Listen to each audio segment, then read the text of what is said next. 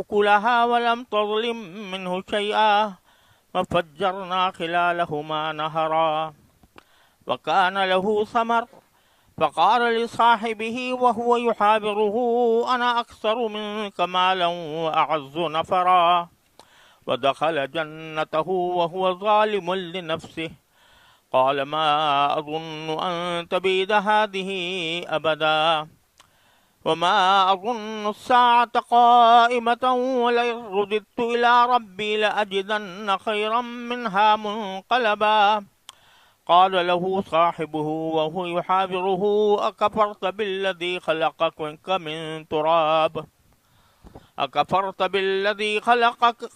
من تراب ثم من نطفة ثم سواك رجلا لكن هو الله ربي ولا أشرك بربي أحدا ولولا إذ دخلت جنتك قلت ما شاء الله لا قوة إلا بالله إن ترني أنا أقل منك مالا وولدا فعسى ربي أن يؤتيني خيرا من جنتك ويرسل عليها حسبانا من السماء فتصبح صعيدا زلقا أو يصبح ماؤها غورا فلن تستطيع له طلبا وأحيط بثمره فأصبح يقلب كفيه على ما أنفق فيها وهي خاوية على عروشها ويقول يا ليتني لم أشرك بربي أحدا ولم تكن له فئة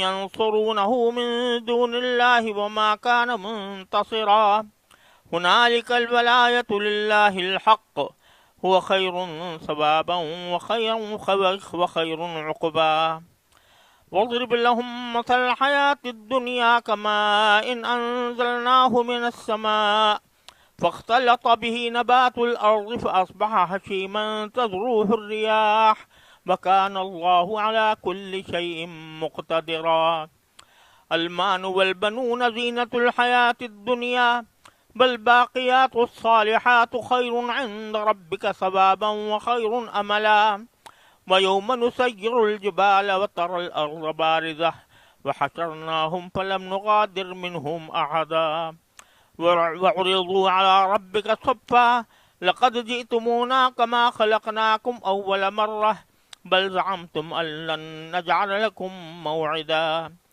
ووضع الكتاب فترى المجرمين مشفقين مما فيه ويقولون يا ويلتنا ما لهذا الكتاب لا يغادر صغيرة ولا كبيرة إلا أحصاها ووجدوا ما عملوا حاضرا ولا يظلم ربك أحدا. یہ سورہ کہف کے 2 رکوع ہیں جو میں نے اس وقت تلاوت کیے ہیں، اور ان آیات سے پہلے رکوع میں خاص طور پر اللہ تبارک و تعالی نے ان مشرکین مکہ کی باتوں پر تبصرہ فرمایا تھا جو رسول کریم سرورد عالم صلی اللہ علیہ وسلم سے یہ مطالبہ کر رہے تھے کہ اگر ہمیں آپ کو کوئی بات سنانی ہے، کوئی دعوت دینی ہے، تو پہلے آپ کے ارد گرد جو کم حیثیت لوگ ہیں پہلے ان کو ہٹائیں اور ہمارے لیے خصوصی اہتمام کریں کہ ہم سے جب آپ بات کریں تو ارد گرد جو فقراء یا کم حیثیت لوگ ہیں وہ ہمارے ساتھ نہ بیٹھیں. اور پچھلے رکوع میں اللہ تبارک و تعالی نے رسول کریم سرورد عالم صلی اللہ علیہ وسلم کو حکم دیا تھا کہ آپ ان کی یہ بات ہرگز نہ مانیں، اور ہم نے حق کو واضح کر دیا ہے. اس کے بعد پھر کوئی جو چاہے ایمان لائے، جو چاہے کفر کرے، اس کی پرواہ نہیں ہے. لیکن جو اصول ہے وہ یہ کہ ہر مسلمان یا ہر انسان اپنی انسانیت کی حیثیت سے اور مسلمان ہونے کی حیثیت سے برابر ہے. کیونکہ برابر ہیں لہذا غریب لوگوں کی تحقیر کر کے کوئی ایسا اقدام کرنا کہ جس سے ان کی اہانت ہو، یہ کسی طرح بھی قابل قبول نہیں ہے۔ یہی سلسلہ کلام آگے بھی چل رہا ہے، اور اسی سلسلہ کلام میں باری تعالیٰ نے یہ حقیقت واضح فرمائی ہے کہ دنیاوی مال و دولت یا جاہ و منصب، اس کے اوپر تکبر کرنا اور اس کی وجہ سے اپنے کو بڑا سمجھنا اور دوسروں کو حقیر سمجھنا، یہ کتنی بڑی بیماری ہے کہ اس بیماری کا جب تک علاج نہ ہو اس وقت تک انسان صحیح معنی میں نہ انسان بن سکتا ہے نہ مسلمان بن سکتا ہے۔ اس لیے اللہ تبارک و تعالیٰ نے یہ مضمون بہت تفصیل کے ساتھ بیان فرمایا، اور اسی تفصیل کا وہ حصہ ہے جو یہاں میں نے آپ کے سامنے ابھی تلاوت کیا۔ اور مقصود در حقیقت یہ ہے کہ یہ بات دلوں میں اچھی طرح بٹھا دی جائے کہ دنیا کے اندر اگر کسی شخص کو کوئی مرتبہ حاصل ہوا ہے، چاہے مال و دولت کے اعتبار سے یا جاہ و منصب کے اعتبار سے، اس پر تکبر کرنا اور اس کی وجہ سے اپنوں کو بڑا اور دوسرے کو حقیر سمجھنا، یہ اتنی بڑی بیماری ہے کہ جو انسان کو کفر تک لے جاتی ہے۔ لہٰذا اگر کسی کو صحیح معنی میں مسلمان بننا ہے تو اس کو یہ بیماری دور کرنی ہوگی۔ اسی سلسلے میں اللہ تبارک و تعالی پہلے جو میں نے ابھی آیات تلاوت کی، اس کے پہلے رکوع میں اللہ تبارک و تعالی نے ایک واقعہ سنایا دو آدمیوں کا۔ چنانچہ اللہ تبارک و تعالی نے ارشاد فرمایا وَاضْرِبْ لَهُمْ مَثَلَ الرَّجُلَيْنِ، کہ اے پیغمبر ان لوگوں کے سامنے ان دو آدمیوں کی مثال پیش کرو، دو آدمیوں کی مثال پیش کرو جن کی تفصیل آگے آ رہی ہے۔ یہاں ان دو آدمیوں کا نہ نام لیا ہے قرآن کریم نے، اور نہ یہ بتایا ہے کہ یہ کہاں تھے اور کب تھے، اور چونکہ قرآن کریم نے بیان نہیں کیا لہذا اس کی تفصیل میں بھی جانے کی ضرورت نہیں ہے، نہ کسی حدیث میں رسول کریم صلی اللہ علیہ وسلم کی مستند حدیث میں ان لوگوں کی تفصیل موجود ہے۔ لیکن قرآن در حقیقت کسی واقعے کے اصل مغز کو بیان فرماتا ہے، اور اس لیے بیان فرماتا ہے تاکہ اس کو آدمی محفوظ رکھے، اس کی تفصیلات میں جانے سے کوئی خاص فائدہ نہیں ہوتا۔ البتہ بعض مفسرین نے یہاں یہ روایت نقل کی ہے کہ یہ دو آدمی بنی اسرائیل سے تعلق رکھتے تھے، اور دونوں ایک بڑے مالدار شخص کے بیٹے تھے، اور جب اس مالدار شخص کا انتقال ہوا تو یہ دونوں اس کے وارث بنے، اور دونوں کے پاس بڑی دولت آئی، اور اس وقت کی دولت کے حساب سے بڑے بڑے باغات کے یہ مالک بنے۔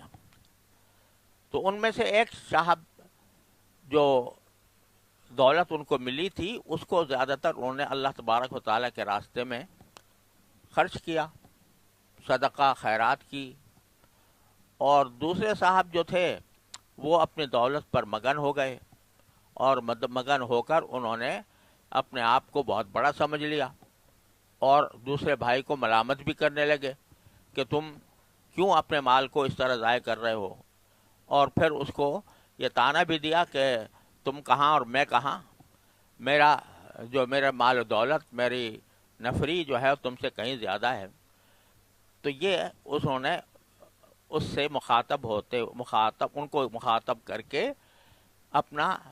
اپنی بڑائی ظاہر کی۔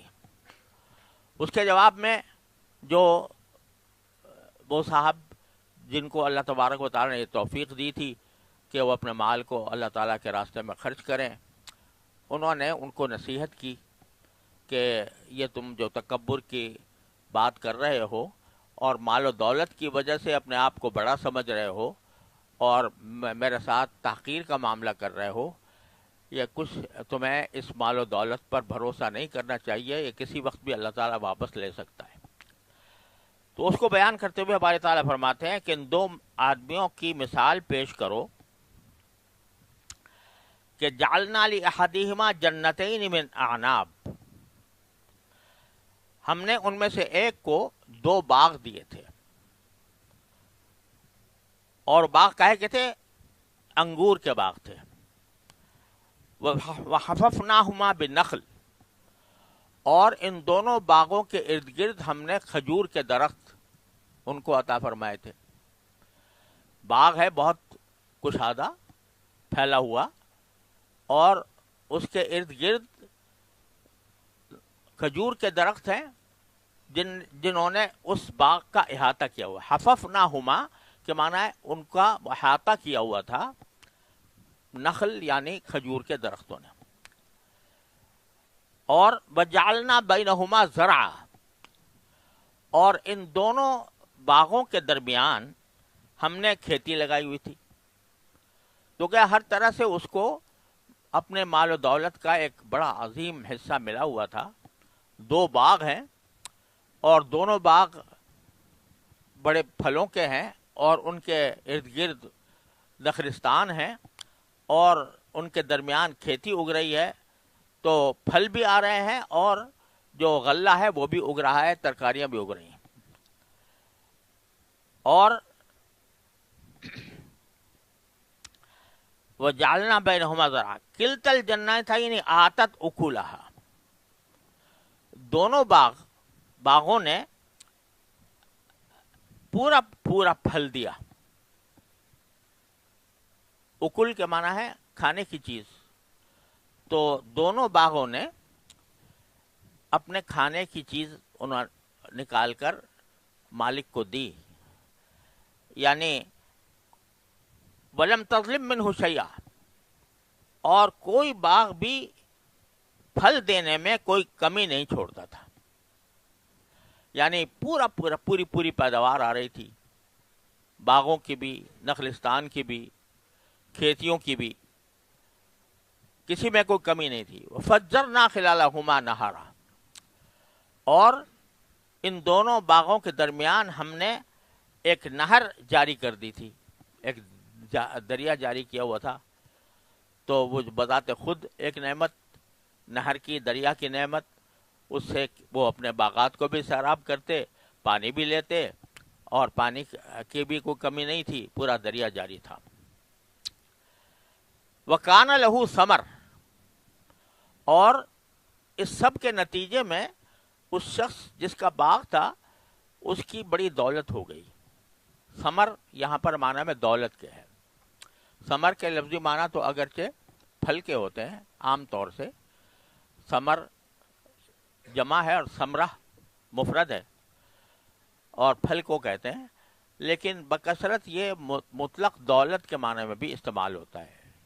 یہاں پر وہی مراد ہے کہ ان دونوں باغوں کی پیداوار کے نتیجے میں اور اس دریا کے نتیجے میں اس کے بعد بہت دولت جمع ہو گئی. وَكَانَ لَهُ ثَمَرٌ، جب یہ بہت دولت جمع ہو گئی تو وہ اس کو غرور پیدا ہو گیا، اس کے دل میں تکبر آ گیا. فَقَالَ لِصَاحِبِهِ وَهُوَ يُحَاوِرُهُ، تو اپنا جو ساتھی تھا، یعنی دوسرا شخص جس کے پاس دولت تو ہوئی تھی لیکن اس نے اس کو اللہ کے راستے میں خرچ کر دیا تھا، لہذا اس کے پاس اب اتنی دولت باقی نہیں رہی تھی. تو اس سے کہا وَهُوَ يُحَاوِرُهُ، یعنی اس سے گفتگو کرتے ہوئے، باتیں کرتے ہوئے کہا انا اکثر منک مالا، کہ دیکھو میں تم سے میرا مال بھی تم سے زیادہ ہے، وَأَعَزُّ نَفَرًا، اور میرا جتھا بھی تم سے زیادہ مضبوط ہے. یعنی جب دولت تھی اور باغات تھے تو اس باغات میں مزدور بھی کام کرتے تھے اور بہت سے لوگ اس کے لیے مددگار تھے. تو اس کی نفری بھی بڑی ہوئی تھی، اس کے حشم خدم، اس کے نوکر چاکر بھی بہت زیادہ تھے. تو کہا میرا مال بھی بہت زیادہ ہے اور میرے پاس نفری بھی بہت زیادہ ہے تمہارے مقابلے میں. چونکہ بڑی دولت تھی لہذا اس کو سنبھالنے کے لیے بہت سے لوگوں کو ملازم رکھا ہوا تھا. وَدَخَلَ جَنَّتَهُ، ایک طرف تو اس نے اپنی دولت کا اظہار کر کے یہ کہا کہ دیکھو میں کہاں اور تم کہاں، میری دولت کتنی زیادہ ہے، میری نفری کتنی زیادہ ہے. اور اسی حالت میں وہ ایک مرتبہ ہوا دخل جنتہ، اپنے اس باغ میں داخل ہوا. وَهُوَ ظَالِمٌ لِنَفْسِهِ، اس حالت میں کہ وہ اپنی جان پر خود ظلم ڈھا رہا تھا، یعنی تکبر کی حالت میں تھا، تو اپنے باغ کے اندر داخل ہوا، اس طرح کے تکبر کا اظہار کر رہا تھا، اور تکبر کا اظہار در حقیقت انسان کو اب خود اپنی جان پر ظلم کرنا ہے، تو اپنی جان پر ظلم کرتا ہوا، یعنی تکبر کرتا ہوا داخل ہوا اپنے باغ میں. قال ما اظن ان تبید هذه ابدا، اور وہاں داخل ہو کر کہا کہ میں نہیں سمجھتا کہ یہ باغ کبھی بھی تباہ ہوگا.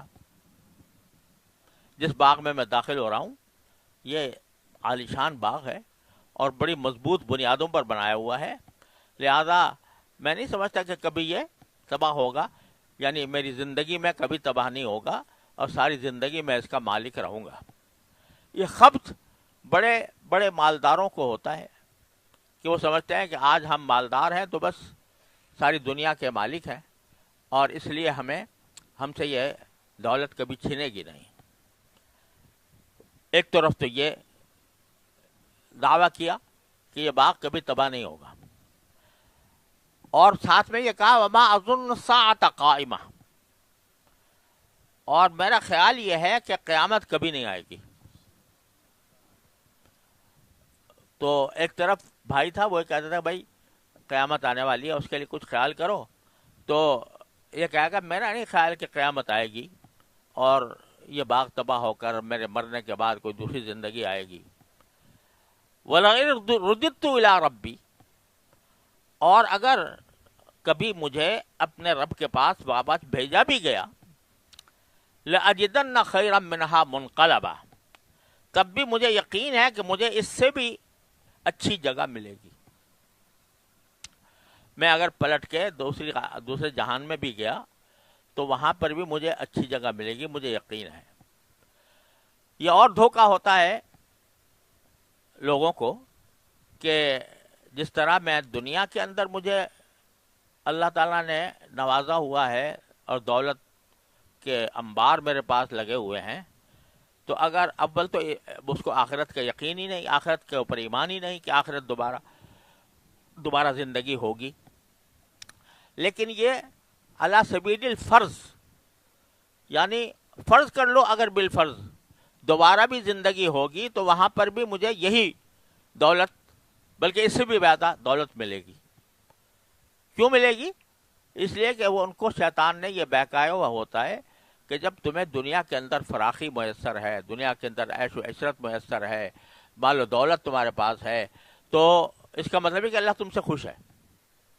اگر اللہ پر ایمان بھی ہے تو اللہ تعالیٰ تم سے خوش ہے. اگر خوش نہ ہوتا تو تمہیں یہ مال و دولت کیوں دیتا، تمہیں یہ خوشحالی کیوں نصیب ہوتی؟ جب یہ بات ہے کہ مال و دولت، میرا مال و دولت خود اس بات کی علامت ہے کہ اگر کوئی خدا ہے بھی تو وہ خدا مجھ سے خوش ہے. اگر خوش نہ ہوتا تو مجھے یہ دولت نہ ملتی. جب مجھ سے خوش ہے تو اگر بالفرض دوسری زندگی آئی بھی تو اس کے اندر بھی پھر خدا مجھ سے خوش ہوگا، لہذا مجھے اس سے زیادہ بہتر دے گا. یعنی مغالطے پر مغالطہ، غلط تصورات پر غلط تصورات کی تہ چڑھ رہی ہے. ایک طرف آخرت کا منکر ہے، ایک طرف اپنی مال و دولت پر ناز ہے، اور دوسری طرف یہ ہے کہ کبھی قیامت قائم نہیں ہوگی اور کبھی آخرت آئے گی نہیں، مجھے اللہ کے سامنے پیش ہونا ہی نہیں پڑے گا، اور اگر بالفرض پیش ہونا بھی پڑا تو یہاں سے زیادہ مجھے بہتر زندگی وہاں پر ملے گی کیونکہ اللہ تعالیٰ مجھ سے خوش ہے، جبھی اس نے دولت دے رکھی ہے.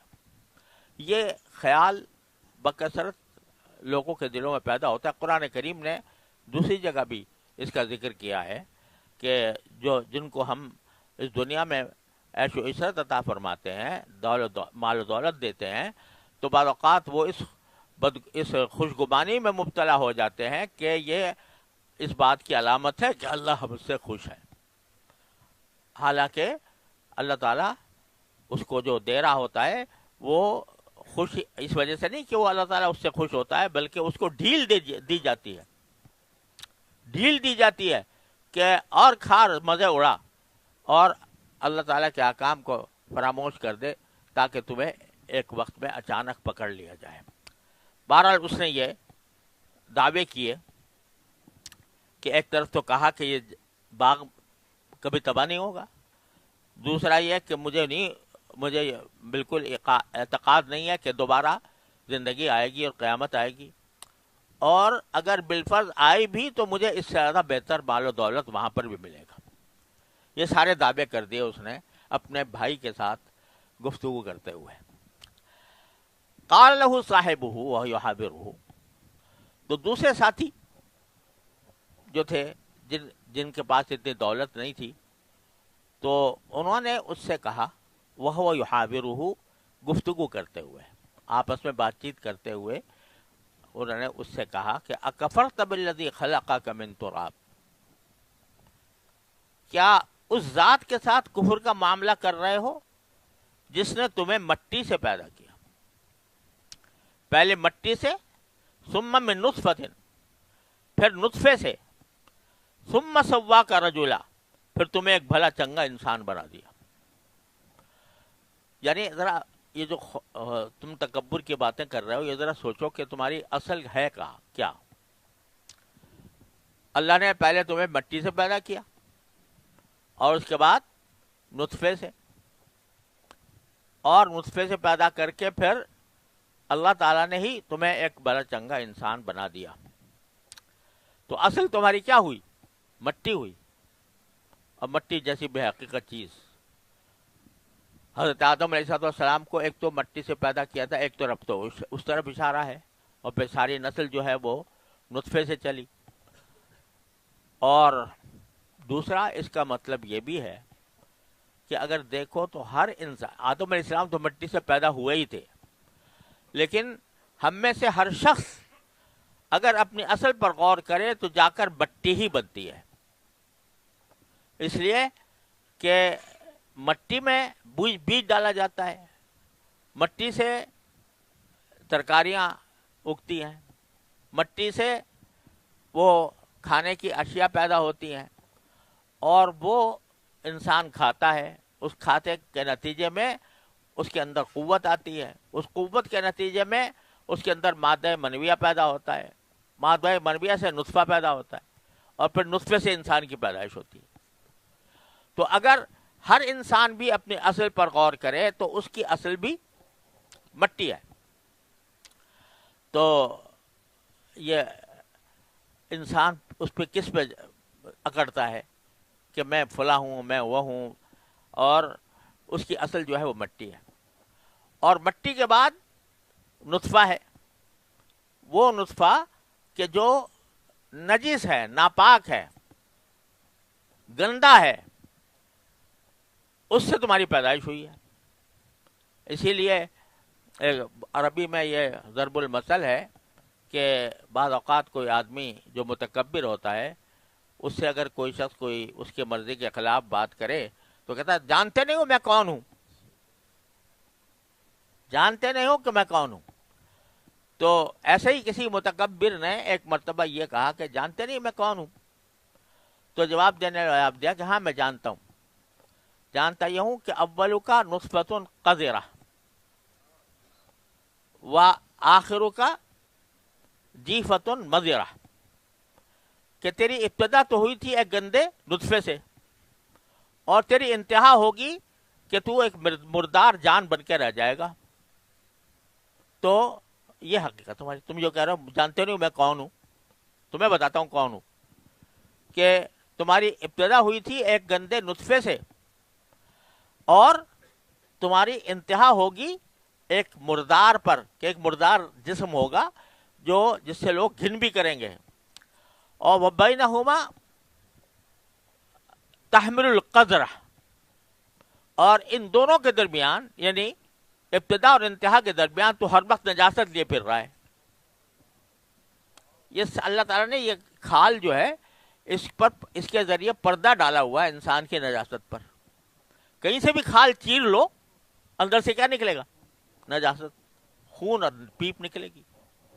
تو اول تیری ایسا گندا نطفہ ہے، انتہا تیری ایک مردار پر ہے، اور ساری زندگی تیری تو اٹھائے پھر رہا ہے نجاست۔ اگر دیکھو تو سارے جسم میں نجاست بھری ہوئی ہے۔ خون ہے، پیپ ہے، یہ ساری نجاست تم لیے پھر رہے ہو، پھر کہتے ہو کہ میں کون ہوں۔ تو یہاں اس اللہ کے بندے نے کہا کہ ذرا تم جو یہ تکبر کی باتیں کر رہے ہو سوچو تو صحیح کہ تمہاری اصل کیا ہے۔ مٹی سے تم پیدا ہوئے، مٹی کے بعد نطفہ بنے، نطفے کے بعد ثم سواک رجلا، پھر اللہ تعالیٰ نے تجھے ایک بھلا چنگا انسان بنا دیا۔ تو ایک تو تمہاری یہ سوچ ہے، لکنہ اللہ ربی، لیکن جہاں تک میرا تعلق ہے میں تو اس بات پر ایمان رکھتا ہوں کہ وہ اللہ ہے جو میرا پروردگار ہے۔ ولا اشرک بربی احدا، اور میں اپنے پروردگار کے ساتھ کسی کو بھی شریک نہیں ٹھہراتا۔ جو کچھ عطا ہے وہ اسی کی ہے، اور اس کے ساتھ میں کسی بت کو، کسی دیوتا کو اس کا شریک نہیں قرار دے سکتا۔ اور میں تمہیں اب نصیحت کرتا ہوں کہ لولا اذ دخلت جنتک قلت ما شاء اللہ لا قوۃ الا باللہ، ایسا کیوں نہ ہوا کہ جب تم اپنے باغ میں داخل ہو تو یہ کہو کہ ما شاء اللہ لا قوۃ الا باللہ۔ جب اپنے باغ میں داخل ہو تو بجائے اس کے کہ تم اس باغ کو اپنی قوت بازو کا کرشمہ سمجھو، اس کو یہ کہو کہ جو کچھ اللہ نے چاہا وہ اس نے مجھے عطا فرمایا، اور اللہ کے سوا کسی اور کے اندر وہ طاقت نہیں ہے۔ ما شاء اللہ لا قوت الا باللہ، یعنی باغ میں جب داخل ہو تو یہ کہو تاکہ اس بات کا اعتراف کرو کہ یہ جو کچھ باغ ہے یہ میری اپنی قوت بازو کا کرشمہ نہیں ہے، یہ اللہ تبارک و تعالیٰ کی مشیت سے وجود میں آیا ہے، اسی کی قوت سے وجود میں آیا ہے۔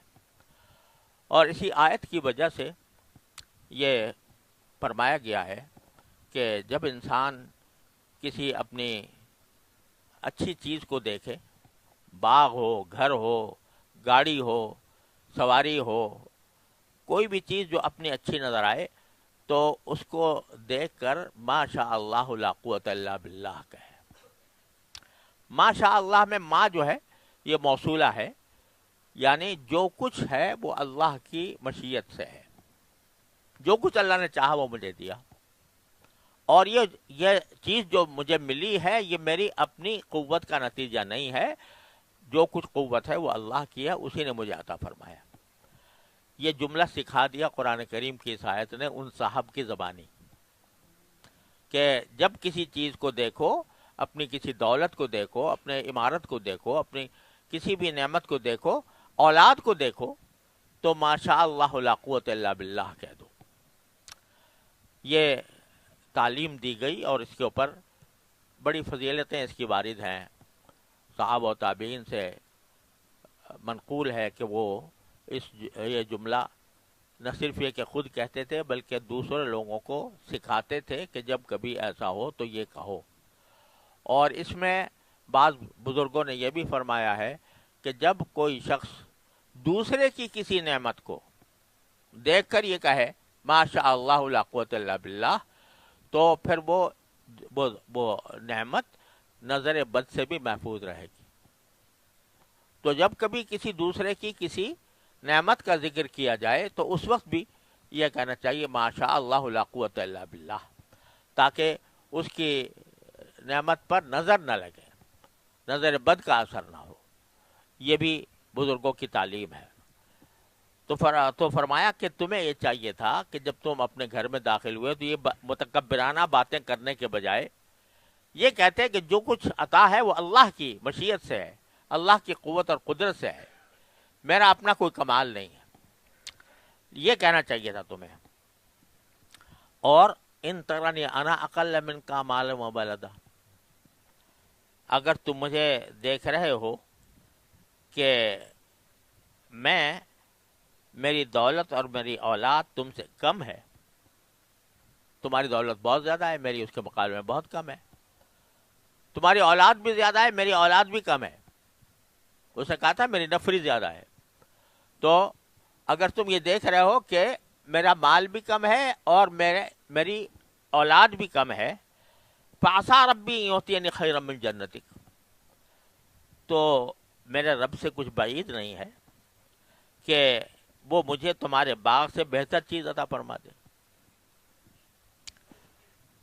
بے شک اس وقت میرے پاس دولت کی بھی کمی ہے، اولاد کی بھی تمہارے مقابلے میں کمی ہے، لیکن میں اللہ تبارک و تعالیٰ کی رحمت پر یقین رکھتا ہوں.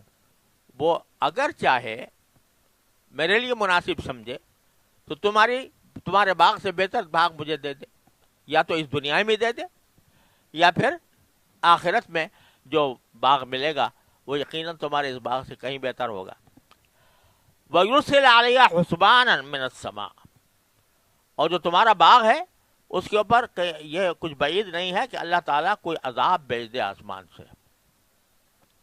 حسبانن یہ یہاں پر عذاب کے معنی میں آیا ہے، آفت کے معنی میں ہے کہ کوئی آفت بھیج دے، آسمان سے بھیج دے، اور اس آسمان سے جو آفت آئے فَتُصْبِحَ صَعِيدًا زَلَقًا، تو یہ سارا باغ جو ہے یہ ایک چکنے میدان میں تبدیل ہو کر رہ جائے. سارے تمہارے لگائے ہوئے درخت ختم ہو جائیں، ساری کھیتیاں ختم ہو جائیں اور یہ چکنا میدان بن جائے.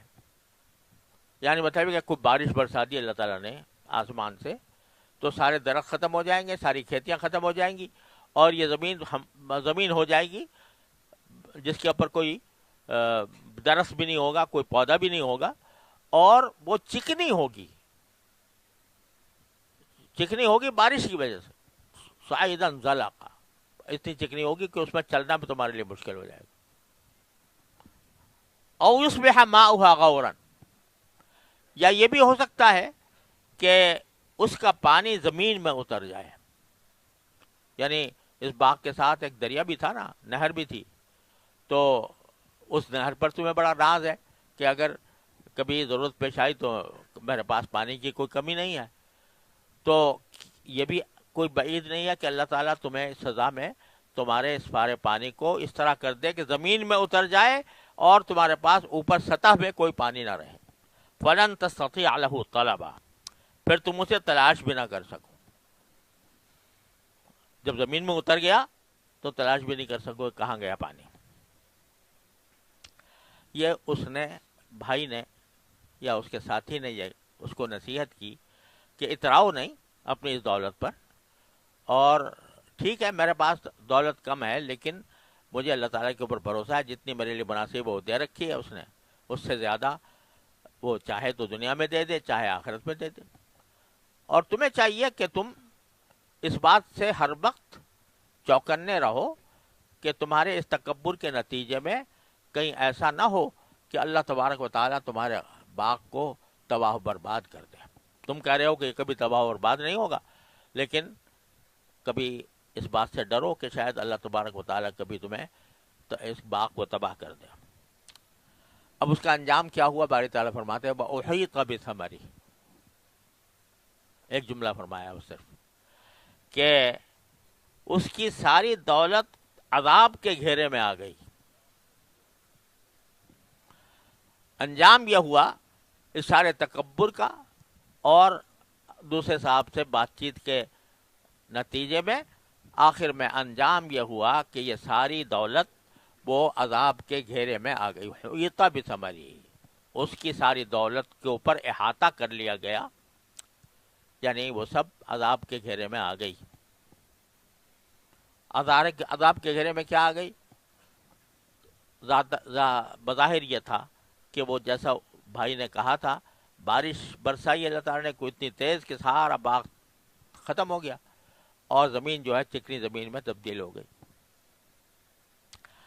جب یہ ہو گیا فَأَصْبَحَ يُقَلِّبُ كَفَّيْهِ، تو وہ شخص جو اتنا اترا رہا تھا، تکبر کی باتیں کر رہا تھا، تو صبح ہوئی تو اس حالت میں کہ اس نے باغ پر جو کچھ خرچ کیا تھا وہ اس پر ہاتھ ملتا رہ گیا. فَأَصْبَحَ يُقَلِّبُ كَفَّيْهِ، صبح ہوئی تو اس حالت میں کہ وہ اپنے ہاتھ مل رہا تھا حسرت سے.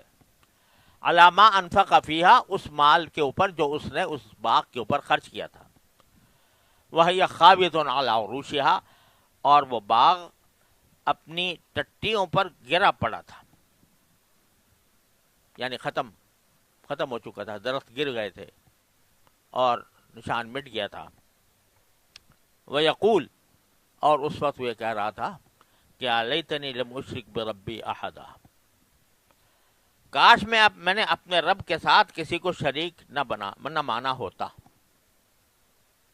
یعنی اب اس کو ہوش آیا کہ جو کچھ دولت تھی یہ اللہ تعالیٰ کی طرف سے تھی، اور میرے اس تکبر کے نتیجے میں اور میری شرک کی وجہ سے اللہ تبارک و تعالیٰ نے یہ دولت میری عذاب کے ذریعے ختم کر دی. تو کاش میں نے اللہ کے ساتھ کسی کو شریک نہ مانا ہوتا.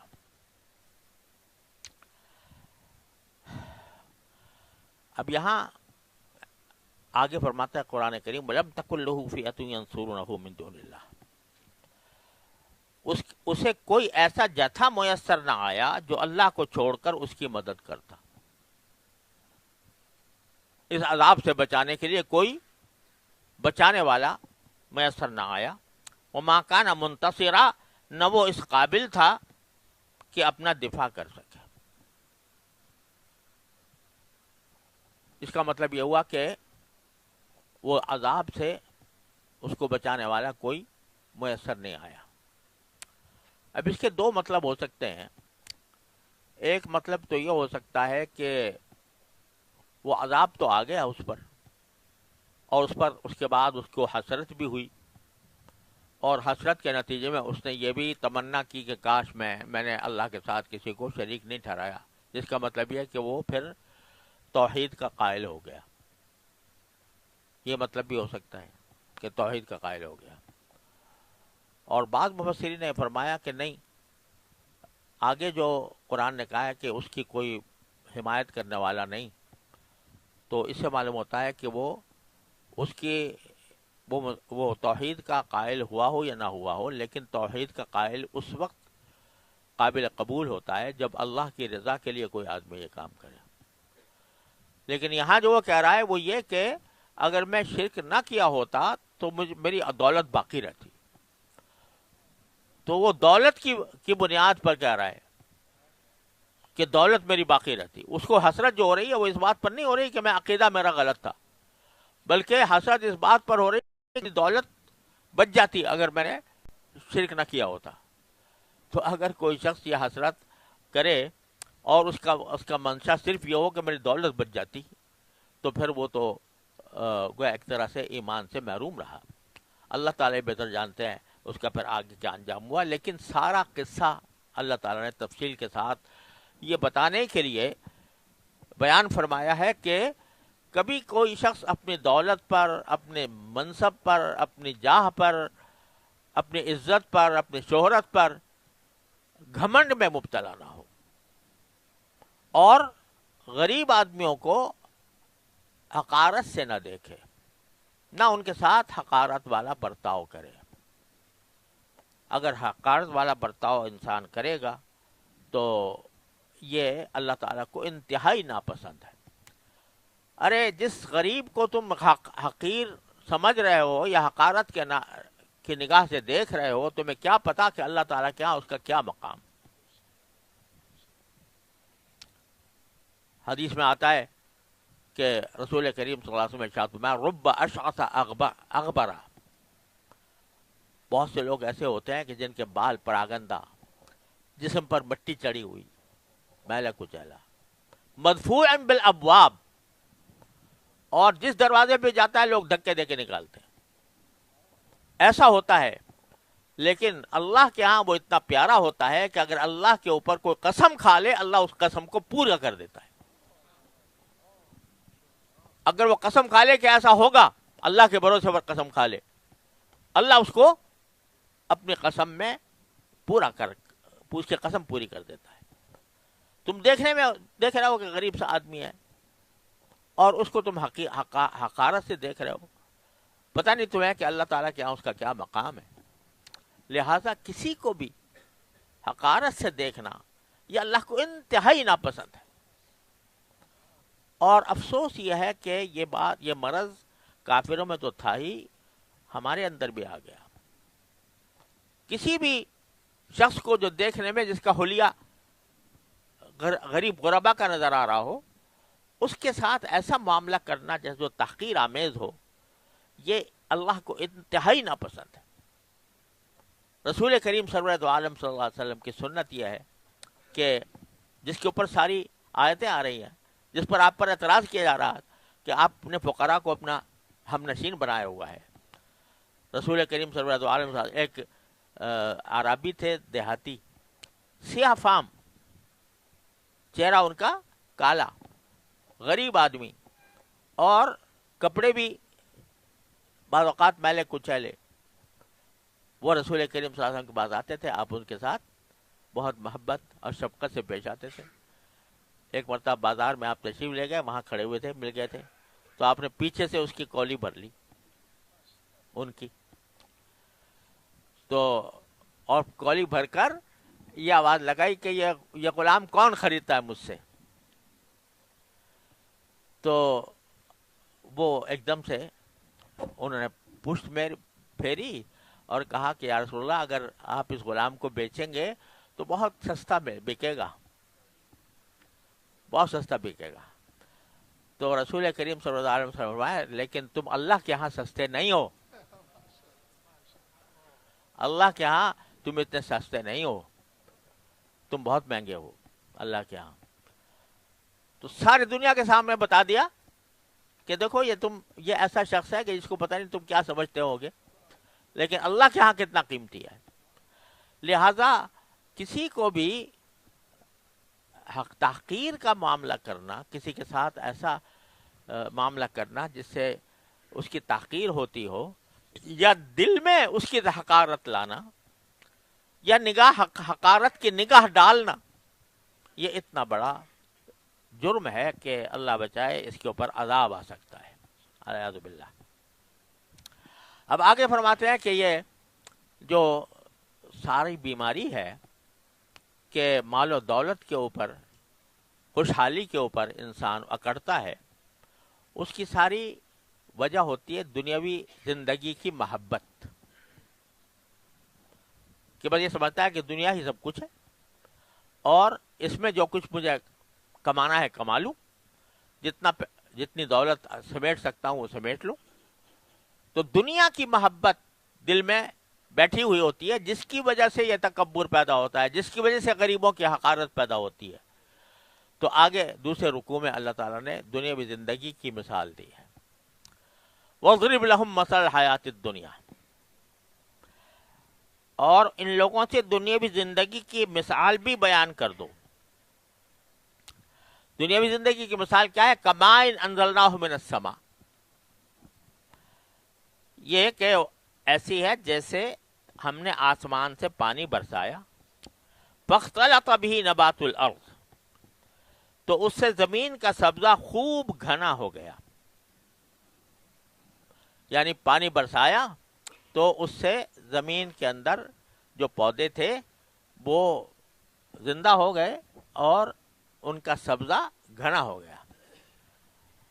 لیکن بعد میں، شروع میں تو بہت خوشنما منظر تھا سبزہ زار کا، لیکن اصبح ہشیمن، اس کے بعد وہ ایسا ریزہ ریزہ ہوا کہ تذروہ الریاح، کہ اس کو ہوائیں اڑا لے جاتی ہیں۔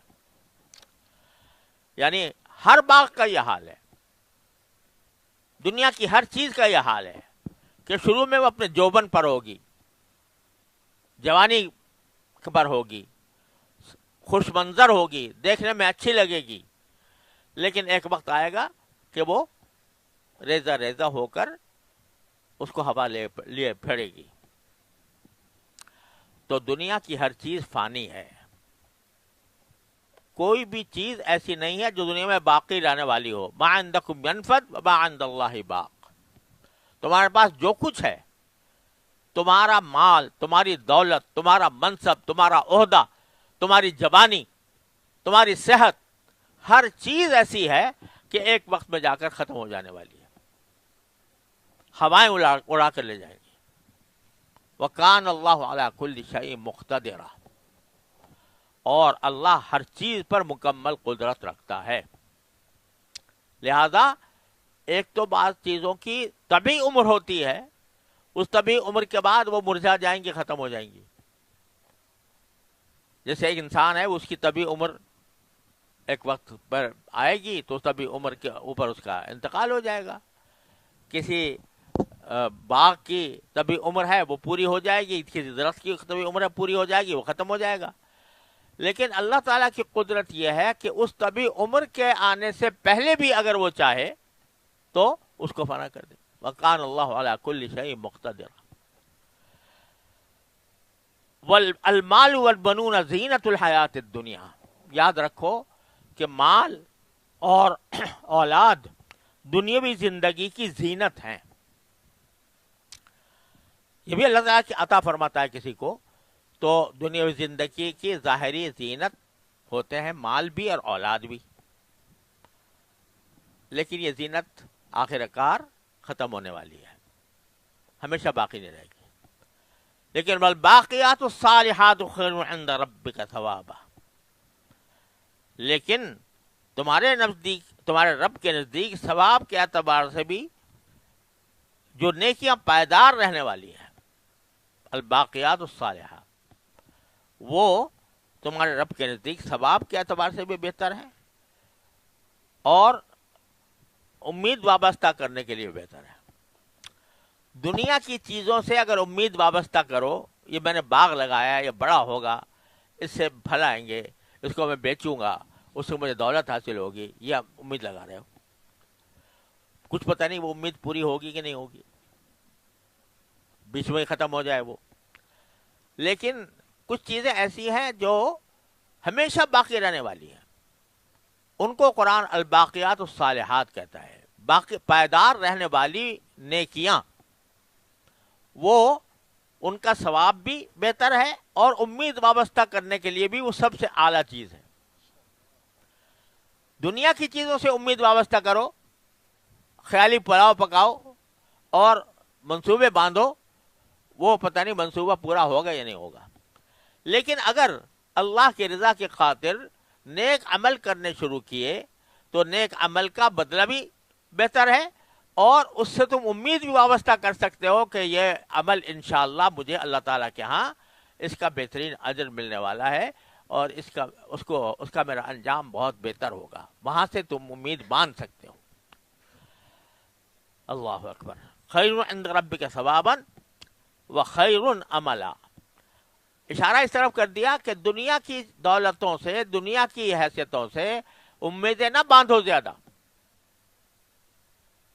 کچھ پتہ نہیں کب یہ زائل ہو جائیں، کب فنا ہو جائیں. لیکن اصل چیز جو باقی رہنے والی ہے وہ نیک عمل ہے، الباقیات الصالحات. بعض احادیث میں اس کا ذکر آیا ہے. حدیث مرفوع تو اس بارے میں ذرا سند کے اعتبار سے کمزور ہے، لیکن متعدد صحابہ و تابعین سے یہ منقول ہے کہ انہوں نے الباقیات الصالحات یعنی باقی رہنے والی نیکیاں، ان کی تفسیر کی ہے سبحان اللہ والحمد للہ ولا الہ الا اللہ واللہ اکبر سے. کہ یہ سبحان اللہ والحمد للہ ولا الہ الا اللہ اکبر کا کلمہ یہ الباقیات الصالحات کا خاص مصداق ہے. اگرچہ نیکیاں اس میں سب داخل ہیں، لیکن صحابہ و تابعین نے ظاہر ہے کسی سے سنا ہوگا، رسول کریم صلی اللہ علیہ وسلم. ایک حدیث مرفوع بھی ہے، حضور سے منقول ہے، وہ اگرچہ سند اس کی کمزور ہے، لیکن صحابہ اتنی بڑی تعداد صحابہ کی، تابعین کی، وہ یہ کہہ رہی ہے کہ الباقیات الصالحات میں جو سب سے بڑی اہم چیز ہے وہ سبحان اللہ والحمد للہ ولا الہ الا اللہ واللہ اکبر، یہ کلمہ ہے کہ یہ باقی رہنے والا ہے.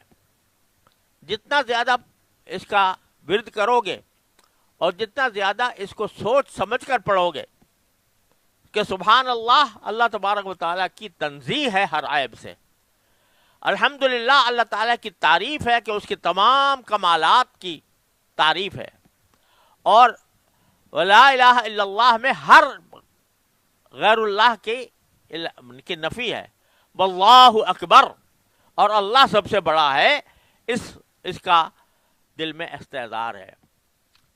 جیسے ماں سورہ بنی اسرائیل کے آخر میں فرمایا وَكَبِّرْهُ تَكْبِيرًا، کہ اللہ کی بڑائی اس طرح بیان کرو جس کے بیان کرنے کا جو اس کا حق ہے، کہ ہر چیز میں اس کو بڑا سمجھو، ہر چیز میں اس کی ذات بھی بڑی، اس کی صفات بھی بڑی، اس کے رسول بھی بڑے، اس کے شریعت بھی بڑی، اس کے احکام بھی بڑے، اور ہر دنیا کے چیز کے مقابلے میں اس اللہ کی رضا سب سے زیادہ مقدم۔ تو یہ کلمہ سبحان اللہ والحمد للہ ولا الہ الا اللہ واللہ اکبر، اور بعد نے اس پر اضافہ کیا ولا حول ولا قوت الا باللہ کا، یہ کلمہ خاص طور پر اس کا مصداق قرار دیا گیا ہے باقی رہنے والی نیکیوں کے اندر۔ تو یہ اسی طرح حدیث میں آتا ہے کہ رسول کریم صلی اللہ علیہ وسلم نے فرمایا کہ جب تم مسجد میں جاتے ہو تو جنت کے پھل کیوں نہیں کھاتے؟ تو یعنی جب بیٹھتے ہو انتظار میں، نماز کے انتظار میں، تو جنت کے پھل کیوں نہیں کھاتے؟ تو صحابہ کرام نے پوچھا جنت کے پھل کیا ہیں؟ تو آپ نے فرمایا سبحان اللہ والحمد للہ ولا الہ الا اللہ واللہ اکبر۔ یہ پڑھا کرو، خاموش بیٹھنے کے بجائے یہ پڑھا کرو۔ یہ پڑھنے کا معنی ہے جنت کے پھل کھا رہے ہو۔ تو اللہ تعالی ہم سب کو توفیق عطا فرمائے۔ اب آگے باری تعالیٰ فرماتے ہیں کہ یہ ساری دنیا کی چیزیں تو فانی ہیں، ان کا ہم نے بتا دیا کہ زینت ہے، دنیا کی ختم ہو جائے گی کسی نہ کسی وقت۔ ایک وقت آئے گا وَيَوْمَ نُسَيِّرُ الْجِبَالَ، اور اس دن کا دھیان رکھو کہ جس دن ہم پہاڑوں کو چلائیں گے۔ پہاڑ جو زمین پر گڑے ہوئے ہیں وہ ایک وقت آئے گا کہ وہ چلیں گے۔ دوسری جگہ قرآن نے کہا تَرَى الْجِبَالَ تَحْسَبُهَا جَامِدَةً وَهِيَ تَمُرُّ مَرَّ السَّحَابِ، تم پہاڑوں کو سمجھتے ہو کہ جامد ہیں، ایک وقت آئے گا کہ یہ بادلوں کی طرح چلیں گے، اور چلنے کے بعد پھر آخر میں قرآن نے کہا کہ وہ سارے کے سارے ختم ہو جائیں گے اور زمین ہموار ہو جائے گی۔ خود آگے قرآن کریم کے اندر آنے والا ہے، شروع میں چلیں گے، بعد میں ختم ہو جائیں گے اور زمین سپاٹ ہو جائے گی۔ اس زمین کے سپاٹ ہونے کو فرماتے ہیں وَتَرَى الْأَرْضَ بَارِزَةً، اور تم زمین کو دیکھو گے کہ وہ کھلی پڑی ہے۔ کھلی پڑی ہے کہ کیا معنی؟ کہ اس وقت جو زمین ہے اس زمین کے اندر بیچ میں پہاڑ آ رہے ہیں، لہذا پہاڑوں کے نیچے کیا نظر نہیں آتا۔ اس میں بعض اوقات اس قسم کی چیزیں رکاوٹیں ہیں جس کی وجہ سے زمین کی سطح جو اصل سطح ہے وہ نظر نہیں آتی۔ لیکن اس دن جب سارے پہاڑ ختم کر دیے گئے اور ہر روئے زمین کی ہر چیز کو فنا کر دیا گیا تو زمین کھل کر آ گئی سامنے۔ تَرَى الْأَرْضَ بَارِزَةً، تم زمین کو دیکھو گے کہ وہ کھلی پڑی ہے۔ وَحَشَرْنَاهُمْ، اور اس کے بعد پھر ہم سارے انسانوں کو جمع کریں گے۔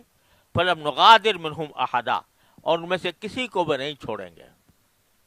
جتنے انسان دنیا کے اندر پیدا ہوئے اور وہ یہاں زندہ رہے اور مر گئے تو ان سب کو زندہ کر کے ہم سب کو میدان حشر میں جمع کر دیں گے، کسی کو بھی چھوڑیں گے نہیں۔ وَعُرِضُوا عَلَى رَبِّكَ صَفًّا، اور جتنے انسان ہیں وہ سارے تمہارے پروردگار کے سامنے صف بصف کھڑے ہوں گے، صفوں کی شکل میں۔ وہاں بھی نہیں کہ ایسی بھیڑ جمع ہو گئی، بلکہ اللہ تعالیٰ وہاں پر بھی انسانوں کو جمع کریں گے صف کی شکل میں۔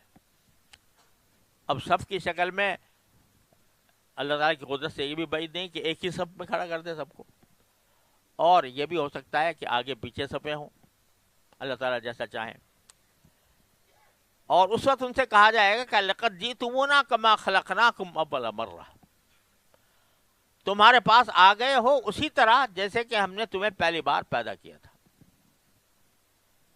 پہلی بار جب پیدا کیا تھا تو اس حالت میں نہ تمہارے جسم پر لباس تھا، نہ تمہارے پاس کوئی دولت تھی، نہ تمہارے ملکیت میں کوئی سامان تھا۔ تو آج ہم نے تمہیں اسی طرح جمع کیا ہے کہ تمہارے پاس اسی طرح آ گئے ہو جیسے کہ ہم نے تمہیں پہلے دن پیدا کیا تھا۔ بل زعمتم، اس کے برعکس تمہارا دعویٰ یہ تھا أَلَّن نَّجْعَلَ لَكُم مَّوْعِدًا، کہ ہم تمہارے لیے یہ مقرر وقت کبھی نہیں لائیں گے۔ یہ یا تو کافروں کا عقیدہ تھا کہ دوبارہ آخرت نہیں آئے گی، یا عقیدہ تو چاہے ہو لیکن اس بات کا دھیان نہیں تھا، تمہارا دھیان نہیں تھا کہ ایک وقت ایسا آنے والا ہے کہ جب تم اس طرح صف بستہ ہمارے سامنے کھڑے ہوگے. موضوع الکتاب، اور کتاب سامنے رکھ دی جائے گی، یعنی کہ اعمال نامہ سامنے رکھ دیا جائے گا. فَتَرَى الْمُجْرِمِينَ مُشْفِقِينَ مِمَّا فِيهِ، چنانچہ تم مجرموں کو دیکھو گے کہ وہ اس کے مندرجات سے خوف زدہ ہیں. جب سامنے اعمال نامہ آئے گا تو جو مجرم لوگ ہیں وہ اس کو دیکھ کر خوف زدہ ہوں گے. یقولون، اور یہ کہہ رہے ہوں گے کہ یا ویلتنا، ہائے ہماری بربادی. مالی ھذا الکتاب، یہ کیسی کتاب ہے کہ لا یغادر صغیرۃ ولا کبیرۃ الا احصاها، کہ جس نے ہمارا کوئی چھوٹا بڑا عمل ایسا نہیں ہے جو چھوڑا ہو. وہ سارے چھوٹے بڑے اعمال اس میں آ گئے ہوں گے. یعنی بہت سی باتیں ایسی ہوں گی تو انسان کو یاد بھی نہیں رہتی، چھوٹی سی بات ہے لیکن یاد نہیں رہی، لیکن وہ ساری اس اعمال نامے کے اندر درج ہوں گی، اور اس وقت ان کو احساس ہوگا کہ ہائے یہ چھوٹی بات تھی جس کو میں نے معمولی سمجھا تھا، وہ بھی یہاں پر موجود ہے. وَوَجَدُوا مَا عَمِلُوا حَاضِرًا، اور جو کچھ انہوں نے کیا دھرا تھا وہ سب اپنے سامنے موجود پائیں گے. یہ جو فرمایا کہ جو کچھ کیا دھرا تھا وہ اپنے سامنے موجود پائیں گے، اس کا ایک مطلب تو ظاہری ہے کہ جب اعمال نامے کا ذکر ہوتا ہے تو اعمال نامے کے اندر سب کچھ لکھا ہوگا، کس وقت کیا کیا تھا وہ سارا کچھ موجود ہوگا. اور دوسرا مطلب اس کا یہ بھی ہو سکتا ہے، بعض مفسرین نے یہ بھی بیان کیا ہے کہ انسان کے اعمال وہاں پر ایک شکل اختیار کر لیں گے.